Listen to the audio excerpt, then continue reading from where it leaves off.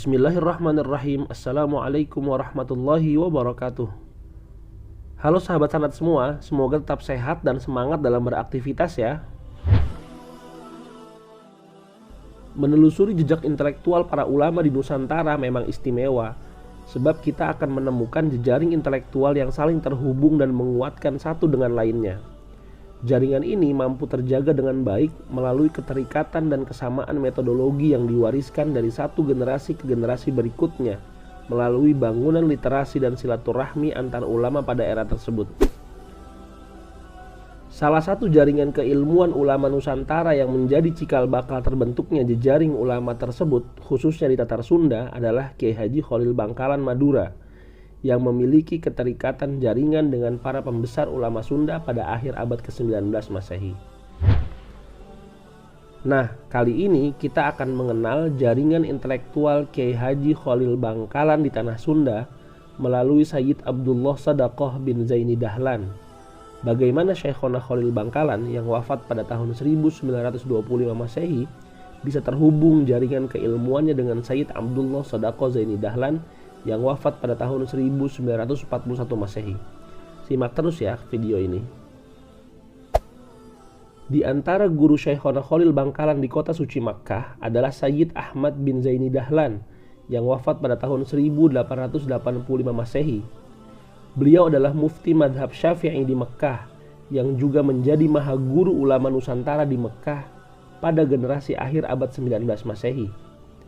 Di antara murid beliau, selain Syekhona Kholil Bangkalan adalah Syekh Nawawi Banten yang wafat pada tahun 1897 Masehi, Sayyid Utsman bin Yahya yang wafat pada tahun 1913 Masehi, Syekh Ahmad Khotib Minangkabau yang wafat pada tahun 1916 Masehi, Syekh Mahfud Termas yang wafat pada tahun 1920 Masehi, dan lain-lain.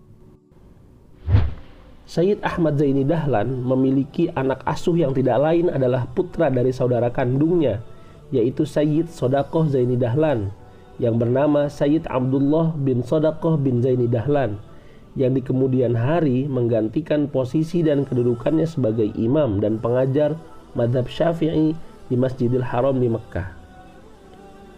Makam Sayyid Abdullah ini dapat ditemukan di sebuah desa di kota Garut, Jawa Barat, tepatnya di Ciparai Girang, Karangpawitan.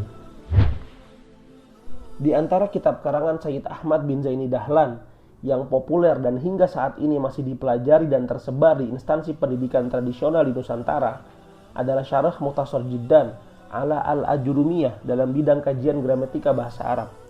Kitab ini kemudian diberi hasyiyah atau diberi komentar panjang oleh Syekh Maksum bin Salim Semarang. Hasyiyah tersebut berjudul Tashwiqul Khallan ala Syarah Mukhtasar Jiddan yang ditulis pada tahun 1884 Masehi. Perjumpaan antara Syekhona Kholil Bangkalan dengan Sayyid Ahmad Zaini Dahlan terekam dalam manuskrip biografi Syekhona Kholil Bangkalan yang ditulis oleh Syekh Yasin Padang yang wafat pada tahun 1991 Masehi. Tertulis di sana, Qara'a bi Makkata 'ala al-mufti as-Sayyid Ahmad bin Zaini Dahlan al-Makki wa lazamahu sinina 'adidah wa bihi takharraja fa akhadha minhu 'al-arabiyyatil lughah wan nahwi wal qira'at wat tafsir wal hadis wal usul wal fiqh asy-syafi'i wa ajazahu 'ammatan bir riwayati 'ammah wa tadris. Di Makkah, Syekhona Kholil Bangkalan mengaji kepada mufti mazhab Syafi'i Sayyid Ahmad bin Zaini Dahlan al-Makki. Syekhona Kholil belajar dan mulazamah kepada Sayyid Ahmad Zaini Dahlan dalam beberapa tahun lamanya. Dari Sayyid Ahmad Zaini Dahlan pula Syekhona Kholil lulus. Dari beliau, Syekhona Kholil belajar dalam bahasa Arab, nahwu, ilmu qiraat, tafsir, hadis, usul fiqh, dan fiqh mazhab Syafi'i. Sayyid Ahmad Zaini Dahlan juga memberikan Syekhona Kholil kredensi atau ijazah umum atas jalur transmisi keilmuan riwayah yang juga memberikannya izin untuk mengajar. Seperti yang telah disebutkan, Sayyid Ahmad bin Zaini Dahlan memiliki keponakan yang diasuhnya sejak kecil, yaitu Sayyid Abdullah bin Sodaqoh bin Zaini Dahlan, yang di kemudian hari menggantikan posisi dan kedudukannya sebagai imam dan pengajar mazhab Syafi'i di Masjidil Haram di Makkah. Sejak tahun 1937 Masehi, Sayyid Abdullah Shadaqah bin Zaini Dahlan memilih untuk menetap di kota Garut, tepatnya di kampung Karangpawitan Ciparai, hingga akhir hayatnya pada tahun 1941 Masehi. Sebelum menetap di Garut, Sayyid Abdullah Shadaqah Zaini Dahlan telah beberapa kali datang ke Nusantara, ke Singapura, Malaya, Sumatera, Jawa, dan Sulawesi. Tercatat sejak tahun 1900-an Masehi, beliau banyak membantu beberapa ulama Nusantara yang menjadi kawannya dalam upaya mendirikan institusi pendidikan Islam. Di antaranya adalah Madrasah Nurul Islam di Jambi, juga Madrasah As-Sa'diyah di Sengkang, Sulawesi Selatan. Sayyid Abdullah datang ke Jawa bersama saudaranya, yaitu Sayyid Hasan bin Shadaqah bin Zaini Dahlan. Jika Sayyid Abdullah menetap di Garut, maka Sayyid Hasan menetap dan wafat di Kendal, Jawa Tengah pada tahun 1922 Masehi. Makam beliau berada di pemakaman Gerabak Kaliwungu, berdekatan dengan makam Kiai Haji Ahmad bin Abdul Hamid bin Ahmad, perintis NU Kendal dan pencipta kalimat Wallahul muwaffiq ila aqwamit thoriq. Putra Sayyid Hasan adalah Sayyid Haidar yang dimakamkan di Lasem. Sayyid Haidar adalah santri dari Hadratus Syekh Kiai Haji Hashim Asy'ari, sekaligus orang yang pertama kali menulis biografi Syekh Nawawi Banten dalam bahasa Indonesia yang terbit pada tahun 1975 Masehi. Di Garut, Sayyid Abdullah Shadaqah Zaini Dahlan meninggalkan beberapa jejak karya intelektual yang ditulisnya dalam bahasa Arab.